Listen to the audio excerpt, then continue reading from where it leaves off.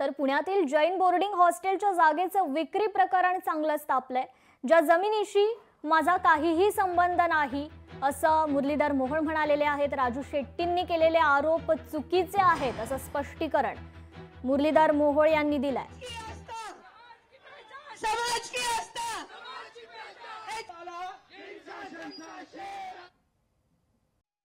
जैन बोर्डिंगचं जे काही खरेदी खत झालं, त्याचा व्यवहार झाला, हा व्यवहार करताना गोखले बिल्डर पुण्यातल्या या व्यावसायिकानं ते घेतलं, त्याने ते विकत घेतलं, करार झाला, खरेदी खत झालं आणि माझ्यावरती आरोप असा केला गेला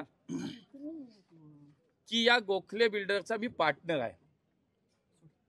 मी माझ्या निवडणुकीच्या प्रतिज्ञापत्रामध्ये तसं घोषित केलंय।